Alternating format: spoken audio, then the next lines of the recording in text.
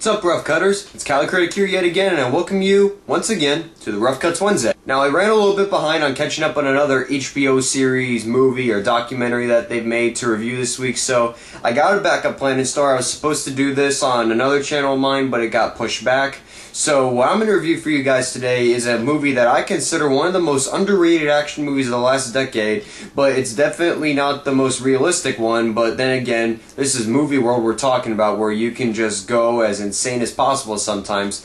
And that action movie is The Kingdom, which stars Jamie Foxx, Jennifer Garner, Chris Cooper, and Jason Bateman. Directed by Berg, who also directed The Rundown, Hancock, and Very Bad Things, this movie stars the said stars as a group of FBI agents who are sent to Saudi Arabia to investigate a mass suicide bombing that happens at an American housing complex near one of the oil compounds. They have to do this investigation in order to find who was behind the whole series of suicide bombings that did occur during that day, but they team up with the Saudi counterparts as well, and they have to investigate to try and find out who did it and stop them from doing it again. It's pretty simple. Now, The Kingdom was a movie that didn't really last that long in theaters. It had mixed reviews, but I can see why, because it was kind of too early to make something like this. But if you look at it on an entertainment scope, it is a pretty fun movie, actually, especially in that final 30 minutes. All the actors do a very capable job with the material that they're given. Jamie Foxx, Jennifer Garner, Jason Bateman, and Chris Cooper all work very well together. They have good scenes in between all each other.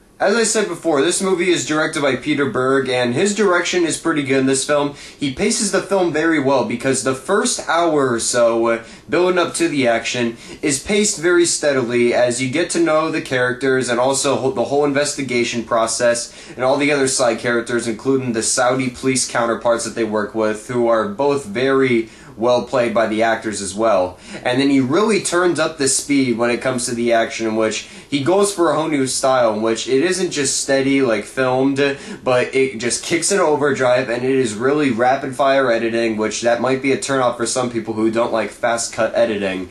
But it works well for this because it's a real life or death situation. It kind of pays to how we see scenes in like the wars happening today, in which they're filmed in that handheld style. When the action does happen, it's pretty cool. You got explosions and gunfire going everywhere, and even in between all that, Jamie Foxx still has his shades on. That shows how much of a badass he is right there. While being very over the top in its final half hour compared to its first hour, The Kingdom is still a very fun action film. If you like the actors that are in this, you're definitely going to have a good time with it. You just have to be patient, because even though the trailer promotes it as an all-out action film, it really isn't that, because it's really the last half hour it is that. But the first hour or so is a good investigation, even though it does a couple holes in between. This is still a fun movie, very overlooked in my opinion. I'm going to give The Kingdom a strong 3.5 out of 5 stars. So I thank you for watching, and stay tuned next Wednesday, where I'll be back to my HBO special with yet another Rough Cuts review on Wednesday. Goodbye.